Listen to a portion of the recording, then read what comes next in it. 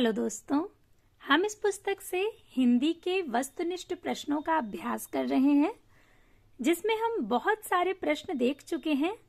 हिंदी साहित्य के इतिहास संबंधी आदिकाल, भक्तिकाल, रीतिकाल, आधुनिक काल और उसके बाद हिंदी गद्य साहित्य के इतिहास संबंधी सभी प्रश्न और नाटक व एकांकी, कहानी, निबंध और उपन्यास, इन सभी के वस्तुनिष्ठ प्रश्नों का अभ्यास हम कर चुके हैं। 1500 के ऊपर प्रश्न हैं जिनको हम देख चुके हैं। इस समय जो हमारा अभ्यास चल रहा है वो आलोचना के प्रश्नों का है। इसका मतलब बहुत अच्छा अभ्यास चल रहा है हमारा, और अगर आप निरंतर जुड़े हुए हैं तो आपकी तैयारी बहुत बेहतर चल रही होगी।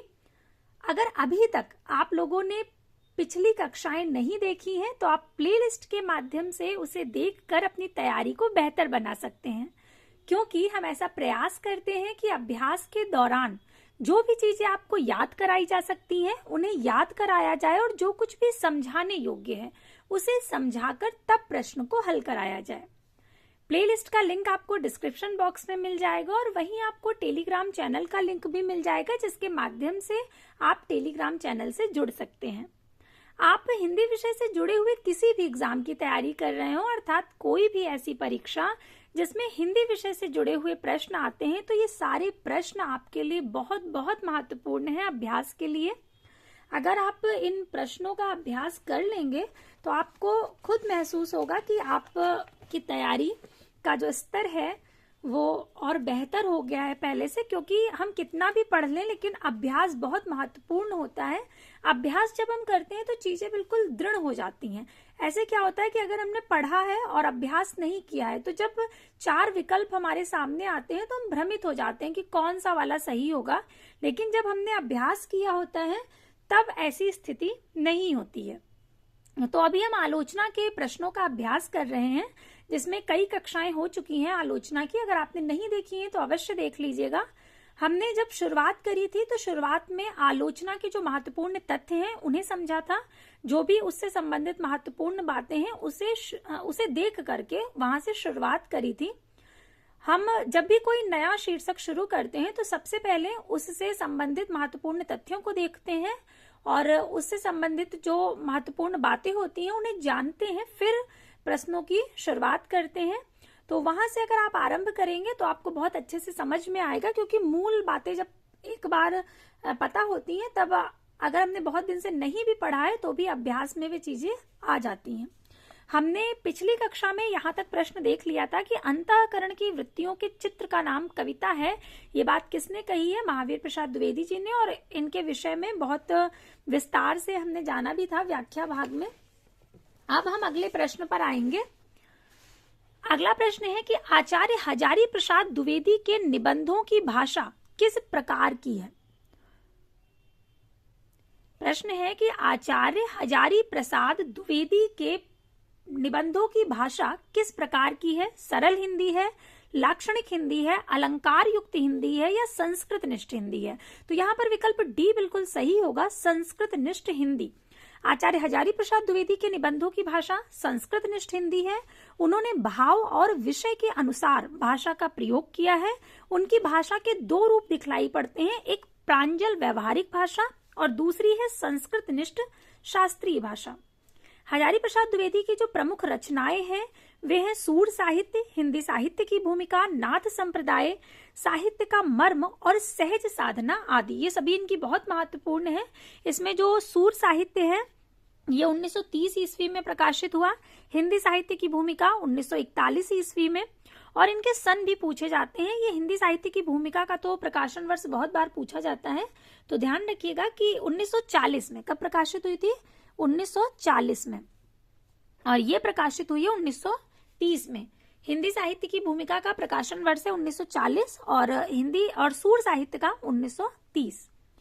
इनके जो निबंध संग्रह हैं वे हैं अशोक के फूल, विचार और वितर्क, कल्पलता, कुटज, आलोक पर्व, विष के दंत, साहित्य सहचर और नाखून क्यों बढ़ते हैं आदि। उपन्यास है इनके बाण भट्ट की आत्मकथा, चारुचंद्र लेख, पुनर्नवा और अनाम दास का पोथा। और अगला प्रश्न है कि शुद्ध कविता की खोज के रचनाकार कौन है? शुद्ध कविता की खोज ये किसकी रचना है? अज्ञे की, डॉक्टर नामवर सिंह की, मुक्तिबोध की या दिनकर की? तो विकल्प डी बिल्कुल सही होगा। शुद्ध कविता की खोज के रचनाकार हैं दिनकर। शुद्ध कविता की खोज रामधारी सिंह दिनकर की आलोचनात्मक कृति है। दिनकर की प्रमुख काव्य कृतियां हैं हुंकार, कुरुक्षेत्र, धूप छां और धूप और धुआं, रश्मिरथी, उर्वशी, हारे के हरिनाम और परशुराम की प्रतीक्षा आदि। अन्य इनकी जो आलोचनात्मक कृतियां हैं वे हैं काव्य की भूमिका, पंत, प्रसाद और मैथिली शरण गुप्त। ये आपको जो इनकी रचना है शुद्ध कविता की खोज, ये बहुत महत्वपूर्ण है दिनकर जी की, और ये आप कैसे याद रख सकते हैं? एक तरीका जो मुझे समझ आ रहा है इस समय, शुद्ध कविता की खोज, नाम है शुद्ध कविता की खोज। तो बिल्कुल शुद्ध चीज खोजनी है, तो दिन में खोजेंगे तो आसानी रहेगी। दिन में खोजने से क्या रहेगी? आसानी रहेगी। हमें चीजें बिल्कुल शुद्ध देखनी है, तो दिन में ज्यादा प्रकाश होता है, तो शुद्ध देखने के लिए हम क्या करेंगे? उस चीज को दिन में खोजेंगे। कोई चीज है रात में अंधकार है और वो नहीं मिल रही है, तो हम कहते हैं कि दिन में खोजेंगे। तो शुद्ध कविता की खोज करनी है, और खोज कब करेंगे? दिन में करेंगे। और दिन से दिनकर शब्द आप याद रख सकते हैं। तो शुद्ध कविता की खोज कब करनी है? दिन में करेंगे तो आसानी से मिल जाएगी। शुद्ध कविता की खोज दिनकर। शुद्ध कविता की खोज के रचनाकार कौन है? रामधारी सिंह दिनकर। इस तरह से आप इसे याद रख सकते हैं। रचना का नाम है शुद्ध कविता की खोज। शुद्ध कविता की खोज कब करनी है? दिन में करनी है, तो रामधारी सिंह दिनकर। ये याद रखने का तरीका है। बाकी आपको कोई और तरीका समझ आता है तो आप उससे याद रखिए। हमारा उद्देश्य केवल इतना होना चाहिए कि चीजें हमें याद रहें। तो शुद्ध कविता की खोज दिनकर की रचना हो गई। अगला प्रश्न है कि हिंदी में स्त्री विमर्श की अवधारणा को चर्चा में लाने का श्रेय किस कथाकार को दिया जाता है? कमलेश्वर को, भीष्म साहनी को, राजेंद्र यादव को या काशीनाथ सिंह को? तो विकल्प सी बिल्कुल सही होगा, राजेंद्र यादव को। हिंदी में जो स्त्री विमर्श की अवधारणा आई चर्चा में, उसे लाने का श्रेय राजेंद्र यादव जी को है। राजेंद्र यादव द्वारा रचित जो स्त्री विमर्श आलोचनात्मक ग्रंथ है वे हैं आदमी की निगाह में औरत। ये इनकी बहुत महत्वपूर्ण कृति है। ये प्रश्न में आती है, बहुत बार परीक्षाओं में पूछा जाता है कि आदमी की निगाह में औरत, ये कृति किसकी है? तो ये राजेंद्र यादव जी की है। औरत उत्तर कथा, ये भी राजेंद्र यादव जी की है। अतीत, होती सदी और स्त्री का भविष्य, राजेंद्र यादव। इसके बाद अगले प्रश्न पर आते हैं। अगला प्रश्न है कि लाला श्रीनिवास दास के संयोगिता स्वयंवर की सच्ची समालोचना किससे की थी? लाला श्रीनिवास दास जी के संयोगिता स्वयंवर की सच्ची समालोचना किसने की थी होगा? तो विकल्प डी सही होगा, बालकृष्ण भट्ट। बालकृष्ण भट्ट जी ने संयोगिता स्वयंवर की आलोचना की थी सच्ची समालोचना नाम से। विकल्प डी। अन्य विकल्प है रामचंद्र शुक्ल, भारतेंदु और बद्री नारायण चौधरी प्रेमघन। बालकृष्ण भट्ट ने 1886 ईस्वी में हिंदी प्रदीप में लाला श्रीनिवास दास कृत संयोगिता स्वयंवर नाटक की सच्ची समालोचना शीर्षक से आलोचना की, और बालकृष्ण भट्ट को आधुनिक हिंदी में व्यवहारिक आलोचना का जनक माना जाता है। व्यवहारिक आलोचना का जनक कौन माना जाता है? बालकृष्ण भट्ट। बालकृष्ण भट्ट जी को शुक्ल जी ने क्या कहा था? अगर आपको याद हो, पिछली कक्षाएं अगर आप निरंतर ले रहे हैं तो आपको याद होगा कि बालकृष्ण भट्ट और प्रताप नारायण मिश्र जी को कुछ बोला था शुक्ल जी ने। क्या बोला था? तो स्टील और एडिसन, अर्थात बालकृष्ण भट्ट जी को इन्होंने हिंदी का, शुक्ल जी ने हिंदी का स्टील कहा है। ये बात ध्यान रखिएगा, पाश्चात्य विद्वानों से तुलना करी है। अब अगले प्रश्न पर आते हैं। अगला प्रश्न है कि काव्यानुभूति की जटिलता चित्त वृत्तियों की संख्या पर निर्भर नहीं बल्कि संवादी विसंवादी वृत्तियों के द्वंद्व पर आधारित है। ये कथन किसका है? ये कथन है आचार्य रामचंद्र शुक्ल जी का। विकल्प ए सही होगा। अन्य जो नाम है नामवर सिंह, नंद दुलारे वाजपेयी और हजारी प्रसाद द्विवेदी। ये संवादी और विसंवादी वृत्तियों की बात करी है रामचंद्र शुक्ल जी ने। काव्यानुभूति की जटिलता चित्त वृत्तियों की संख्या पर निर्भर नहीं बल्कि संवादी विसंवादी वृत्तियों के द्वंद्व पर आधारित है, आचार्य रामचंद्र शुक्ल जी ने कहा। और नगेंद्र जी ने कहा कि रसात्मक शब्दार्थ ही काव्य है और उसकी छंदोमयी विशिष्ट विधा आधुनिक अर्थ में कविता, डॉक्टर नगेंद्र कहते हैं। इसके बाद अगले प्रश्न पर आते हैं कि हिंदी साहित्य में शुक्ल जी का वही महत्व है जो उपन्यासकार प्रेमचंद या कवि निराला का। ये बात किसने कही है? ये कथन किसका है? रामविलास शर्मा जी का है। हिंदी साहित्य में शुक्ल जी को वही स्थान उन्होंने दिया है जो कि उपन्यास के क्षेत्र में प्रेमचंद्र जी का है और काव्य के क्षेत्र में निराला जी का। तो बात कही है रामविलास शर्मा जी ने। अन्य विकल्प है नंद दुलारी वाजपेयी, डॉक्टर नगेंद्र और दीन दयाल गुप्त। हिंदी साहित्य में शुक्ल जी अर्थात रामचंद्र शुक्ल जी का वही महत्व है जो उपन्यासकार प्रेमचंद या कवि निराला का, या कथन प्रमुख प्रगतिवादी आलोचक डॉक्टर रामविलास शर्मा जी का है। इसके बाद अगला प्रश्न है कि हिंदी नाटक उद्भव और विकास के लेखक कौन है। हिंदी नाटक उद्भव और विकास डॉक्टर दशरथ ओझा जी का है, विकल्प ए सही होगा। अन्य विकल्प है आचार्य हजारी प्रसाद द्विवेदी, राजेंद्र अवस्थी और इनमें से कोई नहीं। हिंदी नाटक के उद्भव और विकास के लेखक डॉक्टर दशरथ ओझा हैं। इनकी अन्य आलोचनात्मक कृति हैं प्राचीन भाषा, नाटक, प्रगति और प्रभाव इत्यादि। इसके बाद जो रचना है वो है कि कविता की तीसरी आंख के रचनाकार पूछा गया है इस अगले प्रश्न में कि कविता की तीसरी आंख के रचनाकार कौन है। शेरजंग गर्ग, मृदुला गर्ग, प्रभाकर क्षोत्रिय, इनमें से कोई नहीं। तो विकल्प सी बिल्कुल सही होगा, प्रभाकर क्षोत्रिय। ये कविता की तीसरी आंख इनकी रचना है। कविता की तीसरी आंख के रचनाकार हैं। और इनकी जो अन्य आलोचनात्मक कृतियां हैं वे हैं काल यात्री है कविता, संवाद, रचना एक यातना है, अतीत के हंस, मैथिली शरण गुप्त, जयशंकर प्रसाद की प्रासंगिकता, शमशेर बहादुर सिंह, मैं चलूं कीर्ति सी आगे आगे आदि। अनित्य, उसके हिस्से की धूप, चितकोबरा आदि ये मृदुला गर्ग जी के उपन्यास हैं। अब अगले प्रश्न पर आते हैं। अगला प्रश्न है कि हिंदी आलोचना का इतिहास कौन से काल से माना जाता है।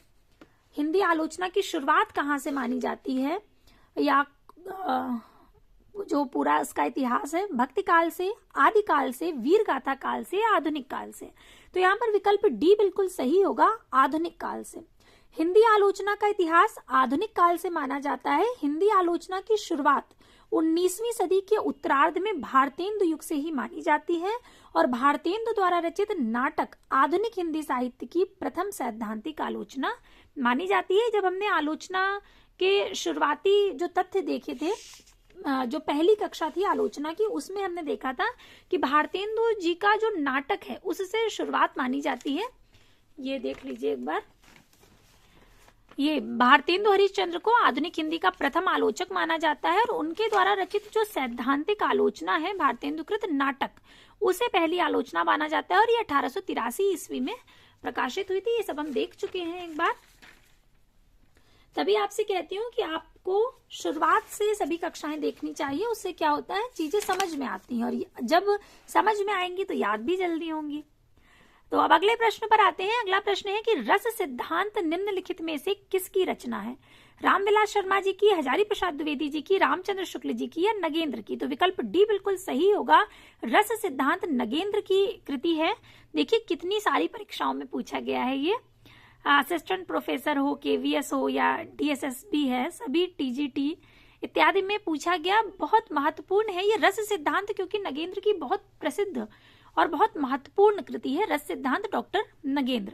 नगेंद्र स्वयं इतने महत्वपूर्ण आलोचक हैं कि इन्हें तो अवश्य पढ़ना ही चाहिए और उनकी कृति रस सिद्धांत बहुत महत्वपूर्ण है। रस सिद्धांत आलोचना ग्रंथ के लेखक डॉक्टर नगेंद्र हैं। इनके जो अन्य आलोचनात्मक ग्रंथ हैं वे हैं सुमित्रानंदन पंत, साकेत एक अध्ययन, रीति काव्य की भूमिका, काव्य में उदात्त तत्व, चेतना के बिंब, भारतीय सौंदर्य शास्त्र की भूमिका, देव और उनकी कविता, राम की शक्ति पूजा, निराला की कालजयी कृति। ये डॉक्टर नगेंद्र जी का ये भी बहुत महत्वपूर्ण है, राम की शक्ति पूजा, निराला की कालजयी कृति, ये लिखा था नगेंद्र जी ने। अब अगले प्रश्न पर आते हैं कि कबीर के बीजक पर रची गई तिरजिया टीका किसकी है। पूरन दास की है, जगजीवन दास की है, भगवान दास की है या पलटू साहब की है। तो विकल्प ए सही होगा, पूरन दास की। कबीर के बीजक पर रची गई तिरजिया टीका के रचनाकार पूरन दास हैं, जबकि जगजीवन दास, भगवान दास तथा पलटू साहब ये तीनों नाम असंगत हैं।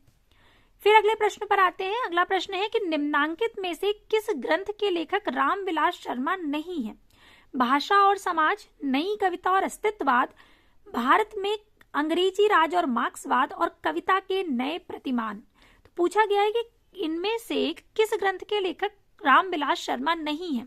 अगर आपने पिछली कक्षा देखी होगी तो आप तुरंत पहचान गए होंगे कि कविता के नए प्रतिमान किसकी रचना है। कविता के नए प्रतिमान ये नामवर सिंह जी की है। ये हमने 2 रचनाओं पर चर्चा की थी, उनमें से कविता के नए प्रतिमान नामवर सिंह याद किया था। पिछली या उसके पिछली कक्षा में हमने ये खूब अच्छे से पढ़ा था। तो यहाँ पर विकल्प डी सही होगा। कविता के नए प्रतिमान नामक ग्रंथ के लेखक डॉक्टर नामवर सिंह जी हैं, न कि ये रामविलास शर्मा जी की है। अन्य तीनों जो नाम है, भाषा और समाज, नई कविता और अस्तित्ववाद और भारत में अंग्रेजी राज और मार्क्सवाद, ये तीनों रामविलास शर्मा जी की ही हैं। इनकी जो अन्य प्रमुख कृतियां हैं नामवर सिंह जी की, वे हैं छायावाद, कहानी नई कहानी। इनमें जो ये इनकी पुस्तक है कहानी नई कहानी, इसे भी हमने देखा था। और दूसरी परंपरा की खोज आदि। फिर अन्य तीनों ग्रंथ रामविलास शर्मा जी के हैं। अन्य जो ऊपर 3 नाम दिए गए हैं ये रामविलास शर्मा जी के ही हैं। फिर अगले प्रश्न पर आते हैं कि अंतःकरण की वृत्तियों के चित्र का नाम कविता है। ये बात किसने कही? अभी जब हमने कक्षा की शुरुआत करी तब इसी प्रश्न से करी थी, क्योंकि जो पिछली कक्षा है उसका ये अंतिम प्रश्न था। तो अभी जब हमने शुरुआत किया तब देखा, तो आप पहचान गए होंगे तुरंत ही, ये महावीर प्रसाद द्विवेदी जी का है। विकल्प बी सही होगा। अन्य विकल्प हैं भारतेंदु हरिश्चंद्र, श्याम सुंदर दास और रामचंद्र शुक्ल। अंतःकरण की वृत्तियों के चित्र का नाम कविता है, ये कथन है महावीर प्रसाद द्विवेदी जी का। जिस प्रकार आत्मा की मुक्तावस्था ज्ञान दशा कहलाती है, उसी प्रकार हृदय की मुक्तावस्था रस दशा कहलाती है। और हृदय की मुक्ति की साधना के लिए मनुष्य की वाणी जो शब्द विधान करती आई है उसे कविता कहते हैं। ये शुक्ल जी का बहुत बहुत महत्वपूर्ण कथन है। अब इसके बाद आते हैं अगले प्रश्न पर। अगला प्रश्न है कि आत्माराम के छद्म नाम से आचार्य महावीर प्रसाद द्विवेदी जी की आलोचना किसने की थी? तो बाल मुकुंद गुप्त जी ने की थी। इस पूरी जो घटना है इस पर हम लोग चर्चा कर चुके हैं पहले भी, लेकिन क्योंकि प्रश्न फिर से आया है तो फिर से एक बार आपको बता देती हूँ कि शुक्ल जी ने एक लेख लिखा था भाषा और व्याकरण नाम से। गलती से शुक्ल जी निकल गया, महावीर प्रसाद द्विवेदी जी ने, क्योंकि महावीर प्रसाद द्विवेदी जी ने व्याकरण के लिए बहुत काम किया। पहले जो भारतेंदु युग में जो हिंदी थी वो व्याकरणबद्ध नहीं थी। उसके बाद जब द्विवेदी जी आए तो उन्होंने भाषा को व्याकरणबद्ध किया। ये इनका बहुत बड़ा योगदान है। तो महावीर प्रसाद द्विवेदी जी ने एक लेख लिखा भाषा और व्याकरण नाम से। उससे बाल मुकुंद गुप्त जी ने एक शब्द निकाला अनस्थिरता, और बाल मुकुंद गुप्त जी का ये कहना था कि अनस्थिरता शब्द जो है वो गलत है। तो उन्होंने एक लेख लिखा आत्माराम के नाम से, आत्माराम उपनाम से उन्होंने लेख लिखा, बाल मुकुंद गुप्त नाम से नहीं लिखा, जिसमें उन्होंने महावीर प्रसाद द्विवेदी जी की आलोचना करी, उनका विरोध किया। इस शब्द को लेकर के किसने किया? बाल मुकुंद गुप्त जी ने इस बात पे टिप्पणी करी।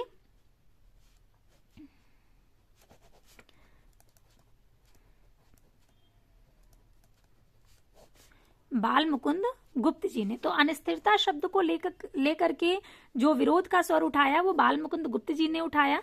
उसके बाद महावीर प्रसाद द्विवेदी जी ने फिर एक लेख लिखा सरगो नरक ठिकाना नहीं, और वो उन्होंने जिस नाम से लिखा वो नाम था कल्लू अलहित। वो उन्होंने छद्म नाम एक लिया, कल्लू अलहित के नाम से उन्होंने सरगो नरक ठिकाना नाम का लेख लिखा, जिसमें उन्होंने बाल मुकुंद गुप्त जी का विरोध किया।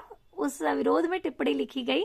तो ये एक चला। इसके बाद आत्माराम की टेटे नाम से भी आया था, अगर आपको ध्यान हो ये किसका था, जिसमें उन्होंने महावीर प्रसाद द्विवेदी जी का पक्ष लिया था और बाल मुकुंद गुप्त जी का विरोध किया था। तो ये ध्यान करिएगा कि आत्माराम की टेटे ये निबंध किसका है, ये आपको बताया जा चुका है। ये पूरा प्रकरण आपको कई बार बता चुके हैं, लेकिन प्रश्न आया था तो फिर से इस पर चर्चा हो गई। आत्माराम के छद्म नाम से आचार्य महावीर प्रसाद द्विवेदी की आलोचना बाल मुकुंद गुप्त जी ने की, और आचार्य द्विवेदी जी ने अपने ग्रंथ भाषा और व्याकरण शीर्षक लेख में अनस्थिरता शब्द का प्रयोग किया, जिसके कारण उन्होंने ये लिखा था। और अनस्थिरता शब्द को लेकर बाल मुकुंद गुप्त आत्माराम के छद्म नाम से आचार्य महावीर प्रसाद द्विवेदी जी की आलोचना करी उन्होंने। और इसके बाद आचार्य द्विवेदी जी ने सरगो नरक ठिकाना नहीं शीर्षक से कल्लू अलहित छद्म नाम से इसका जवाब दिया था। और आपको अभी याद क्या करना है कि आत्माराम की टेटे ये किसकी कृति, ये कृति है, किसका लेख है ये, तो ये ध्यान करिए। और उसमें आत्माराम अर्थात बाल मुकुंद गुप्त जी का विरोध किया गया था और पक्ष लिया गया था महावीर प्रसाद द्विवेदी जी का, और ये किसने किया था, ये ध्यान करना है आपको। अब अगले प्रश्न पर आते हैं कि यदि द्विवेदी जी न उठ खड़े होते तो जैसी अव्यवस्थित, व्याकरण विरुद्ध और ऊट पटांग भाषा चारों ओर दिखाई पड़ी थी, उसकी परंपरा जल्दी न रुकती। ये कथन किसका है? अभी आपको बताया था कि भारतेंदु युग में गद्य की शुरुआत तो हो गई थी, लेकिन वो अव्यवस्थित था, उसमें किसी भी प्रकार की व्याकरण नहीं थी, ऐसे ही वाक्य प्रयुक्त होते थे। उसे व्याकरणबद्ध किया महावीर प्रसाद द्विवेदी जी ने। तो ये कथन है आचार्य रामचंद्र शुक्ल जी का महावीर प्रसाद द्विवेदी जी के लिए। विकल्प ए सही होगा। अन्य विकल्प है श्याम सुंदर दास, हजारी प्रसाद द्विवेदी और गणपति चंद्र गुप्त। यदि द्विवेदी जी न उठ खड़े होते तो जैसी अव्यवस्थित, व्याकरण विरुद्ध और ऊट पटांग भाषा चारों ओर दिखाई पड़ी थी, उसकी परंपरा जल्दी न रुकती। आचार्य शुक्ल द्वारा यह धारणा प्रस्तुत की गई। अब अगला प्रश्न है कि रचना यदि जीवन के अर्थ का विस्तार करती है तो आलोचना रचना के अर्थ का। कितनी गूढ़ बात है, कितनी गहन बात है कि, और पूछा गया यह कथन इनमें से किस आलोचक का है, तो ये कहा है रामस्वरूप चतुर्वेदी जी ने। फिर से ध्यान से देखिए कि रचना यदि जीवन के अर्थ का विस्तार करती है, क्योंकि जब एक लेखक, एक कवि लिखता है तो वो जीवन के अर्थ को लिखता है, उसको विस्तार देता है, वो जो भी अनुभव करता है उसको विस्तारित करके अपनी रचना में लिखता है। तो आलोचक क्या करता है? रचना के अर्थ का विस्तार करता है। एक रचना जिसने पढ़ी, आप कोई कृति पढ़ी और उसके विषय में क्या क्या आप उसे अर्थ दे सकते हैं, ऐसी कोई एक, जब आप आलोचना लिखते हैं, ऐसे जब बड़े बड़े आलोचक वो लिखते हैं तभी वो रचना विस्तार पाती है। बहुत बार ऐसा होता है कि बहुत अच्छी अच्छी रचनाएं अर्थ ना पा पाने के कारण, अर्थात यूं कहें कि उन्हें यदि कोई अच्छा आलोचक नहीं मिलता है, आप ये मान लीजिए कि एक कवि अपने आलोचकों के कारण ही प्रसिद्धि प्राप्त करता है, क्योंकि जब तक रचना पढ़ी नहीं जाएगी, उसके अर्थ को विस्तार नहीं मिलेगा, तब तक कैसे संभव है कि वो प्रसिद्धि प्राप्त कर सके। तो बहुत आलोचक एक बहुत महत्वपूर्ण भूमिका निभाता है, क्योंकि वो रचना के अर्थ को विस्तार देता है। तो ये महत्वपूर्ण बात किसने कही है? रामस्वरूप चतुर्वेदी जी ने। विकल्प सी सही होगा कि रचना यदि जीवन के अर्थ का विस्तार करती है तो आलोचना रचना के अर्थ का। ये कथन रामस्वरूप चतुर्वेदी जी का है। आचार्य शुक्ल ने लिखा है कि समालोचना का सूत्रपात हिंदी में एक प्रकार से भट्ट जी और चौधरी साहब ने ही किया है। शुक्ल जी किसे मानते हैं? समालोचना का सूत्रपात किसके द्वारा मानते हैं? तो भट्ट जी और चौधरी साहब के द्वारा। हजारी प्रसाद द्विवेदी ऐतिहासिक सांस्कृतिक चेतना संपन्न मानवतावादी आलोचक हैं। ये भी हम लोग बहुत बार देख चुके हैं कि जो हजारी प्रसाद द्विवेदी जी हैं वे साहित्य में मानवतावादी दृष्टिकोण रखते हैं। ये बहुत बार प्रश्न पूछा जाता है कि मानवतावादी आलोचक कौन है, तो हजारी प्रसाद द्विवेदी जी। इसके बाद अगला प्रश्न है कि नई समीक्षा नए संदर्भ ये किसकी आलोचनात्मक कृति है? तो ये डॉक्टर नगेंद्र जी की है। नई समीक्षा नए संदर्भ, विकल्प सी सही होगा। अन्य विकल्प है नंद किशोर आचार्य, रमेश कुंतल मेघ और डॉक्टर रामविलास शर्मा। नई समीक्षा नए संदर्भ डॉक्टर नगेंद्र की आलोचनात्मक कृति है। इनकी जो अन्य आलोचनात्मक कृतियां हैं वे सुमित्रानंदन पंत, साकेत एक अध्ययन, रीति काव्य की भूमिका, रस सिद्धांत, नई साहित्य का समाजशास्त्र, नए साहित्य का समाजशास्त्र। अभी रस सिद्धांत इनका आ चुका है प्रश्न में कि रस सिद्धांत किसकी रचना है, तो डॉक्टर नगेंद्र की। और नए साहित्य का समाजशास्त्र ये भी डॉक्टर नगेंद्र जी का है। इसके बाद अगले प्रश्न पर आते हैं कि निम्नलिखित में से कौन सा हिंदी आलोचक मार्क्सवादी समीक्षक की श्रेणी में नहीं रखा जा सकता है? शमशेर बहादुर सिंह, रामविलास शर्मा, मुक्तिबोध या जगदीश गुप्त। तो यहाँ पर विकल्प जो डी है जगदीश गुप्त ये सही होगा। इसके अतिरिक्त शमशेर बहादुर सिंह, रामविलास शर्मा और मुक्तिबोध ये सभी उसी श्रेणी में आएंगे। जो शमशेर बहादुर सिंह है ये भी मार्क्सवादी समीक्षक या आलोचक की श्रेणी में आते हैं, रामविलास शर्मा जी भी और मुक्तिबोध भी। यदि मार्क्सवादी आलोचना की बात करें उसमें जो प्रथम माने जाते हैं, हिंदी के प्रथम मार्क्सवादी आलोचक, उनका नाम भी आपको पता होना चाहिए। तो शिवदान सिंह चौहान को हिंदी का प्रथम मार्क्सवादी आलोचक माना जाता है। ध्यान रखिएगा किसे माना जाता है? शिवदान सिंह चौहान को। जगदीश गुप्त को हिंदी आलोचक मार्क्सवादी समीक्षक की श्रेणी में नहीं रखा जा सकता है, क्योंकि गुप्त जी नई समीक्षा श्रेणी के समीक्षक हैं, जबकि शमशेर बहादुर सिंह, रामविलास शर्मा और मुक्तिबोध ये मार्क्सवादी समीक्षक की श्रेणी में आते हैं। फिर अगला प्रश्न है कि किस विधा की सैद्धांतिक और व्यवहारिक आलोचना से आधुनिक हिंदी आलोचना का प्रारंभ हुआ? कविता से, उपन्यास से, नाटक से, कहानी से या निबंध से, तो विकल्प सी सही होगा, नाटक से। नाटक विधा की सैद्धांतिक और व्यवहारिक आलोचना से आधुनिक हिंदी आलोचना का प्रारंभ हुआ और भारतेंदु हरिश्चंद्र को आधुनिक हिंदी का प्रथम आलोचक माना जाता है। और आधुनिक हिंदी की प्रथम सैद्धांतिक आलोचना भारतेंदुकृत जो नाटक है उसे माना जाता है। अभी हमने देखा था कब प्रकाशित हुई थी, 1883 में।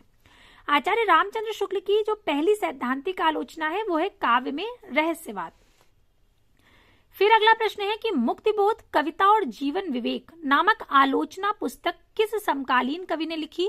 अरुण कमल ने, राजेश जोशी ने, चंद्रकांत देवताले ने, या विनोद कुमार शुक्ल ने, या विष्णु खरे ने?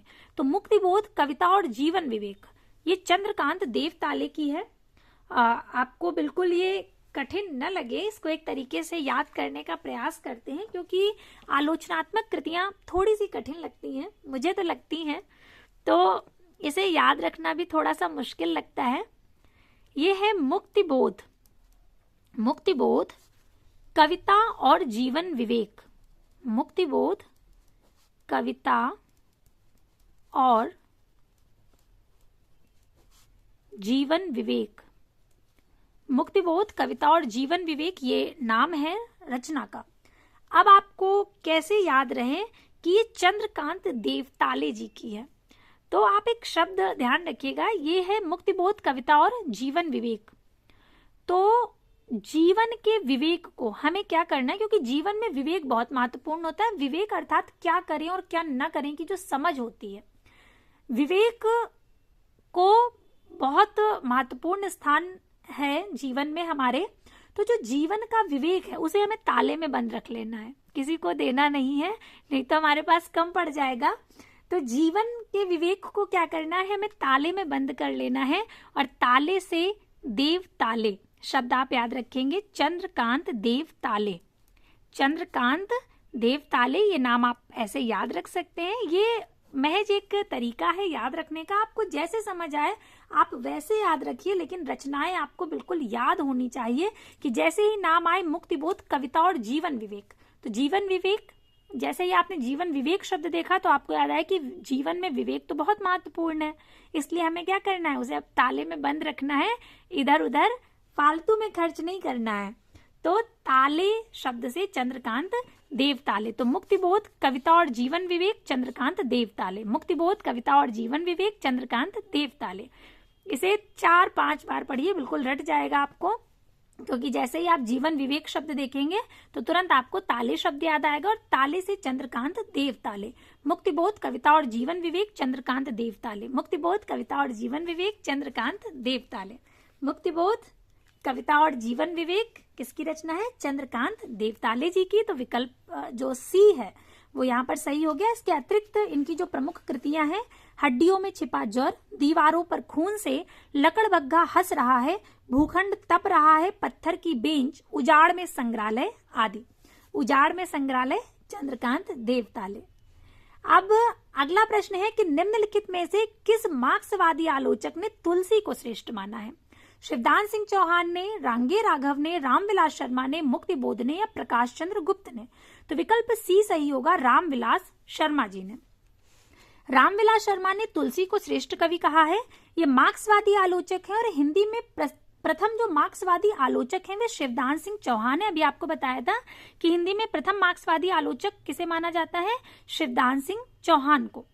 आलोचक एवं उनकी जो आलोचनात्मक ग्रंथ हैं वे नीचे दिए गए हैं। रामविलास शर्मा जी के प्रमुख जो आलोचनात्मक ग्रंथ हैं वे प्रेमचंद, भारतेंदु युग, निराला, प्रगति और परंपरा, प्रगतिशील साहित्य की समस्याएं, भाषा और समाज, निराला की साहित्य साधना आदि, शिवदान सिंह चौहान की प्रगतिवाद साहित्य की परख, हिंदी साहित्य के 80 वर्ष, आलोचना के मान और साहित्य अनुशीलन आदि, रांगे राघव का काव्य कला और शास्त्र, समीक्षा और आदर्श, काव्य यथार्थ और प्रगति आदि, ये इनकी रचनाएं हैं। मुक्तिबोध की कामायनी एक पुनर्विचार, नई कविता का आत्मसंघर्ष और अन्य निबंध, नए साहित्य का सौंदर्य शास्त्र, प्रकाश चंद्र गुप्त के नया हिंदी साहित्य, आधुनिक हिंदी साहित्य एक दृष्टि, और हिंदी साहित्य की जनवादी परंपरा और साहित्य धारा, ये सब प्रकाश चंद्र गुप्त जी के हैं। मुक्तिबोध की ये सारी रचनाएं हम याद कर चुके हैं पिछली कक्षा में या उसकी पिछली कक्षा में। इसमें रांगे राघव की एक रचना है काव्य कला और शास्त्र। इसको आप कैसे याद रख सकते हैं, काव्य कला और शास्त्र, जो जिसको तीनों आते हो, काव्य भी आता है, कला भी आती है, शास्त्र भी आता है, तो वो कौन हो सकता है? राघव हो सकते हैं। जैसे काव्य भी आ रहा है, कला भी आ रही है और शास्त्र भी आ रहा है, तो वो कौन हो सकता है? राघव। तो काव्य, कला और शास्त्र ये रांगे राघव की बहुत महत्वपूर्ण रचना है और साहित्य धारा प्रकाश चंद्र गुप्त जी की है। ये सभी जो रचनाएं हैं बहुत महत्वपूर्ण है। अब हम लोग अगले प्रश्न पर आते हैं। अगला प्रश्न है कि रूपक रहस्य ग्रंथ के रचयिता कौन है? गुलाब राय, विश्वनाथ प्रसाद मिश्र, श्याम सुंदर दास या कन्हैया लाल पोद्दार। तो रूपक रहस्य जो रचना है ये श्याम सुंदर दास जी की है और महत्वपूर्ण रचना है, विकल्प सी सही होगा। रूपक रहस्य ग्रंथ के रचयिता श्याम सुंदर दास जी हैं। इनकी जो अन्य रचनाएं हैं वे हैं नागरी वर्णमाला, हिंदी कोविद रत्नमाला, साहित्यालोचन, भाषा विज्ञान और भाषा रहस्य आदि। नवरस गुलाब राय जी की है, वांग्मय विमर्श विश्वनाथ प्रसाद मिश्र जी की है और काव्य कल्प द्रुम कन्हैया लाल पोद्दार जी की रचना है। रूपक रहस्य श्याम सुंदर दास, विकल्प सी सही होगा। तो आज के लिए हम लोग इतने ही प्रश्नों को रखते हैं। ध्यान रखिएगा रूपक रहस्य किसकी है? श्याम सुंदर दास जी की रचना है। ये बहुत महत्वपूर्ण रचना है श्याम सुंदर दास जी की। तो इसके आगे के जो प्रश्न हैं उनको हम अगली कक्षा में देखेंगे। तब तक के लिए धन्यवाद।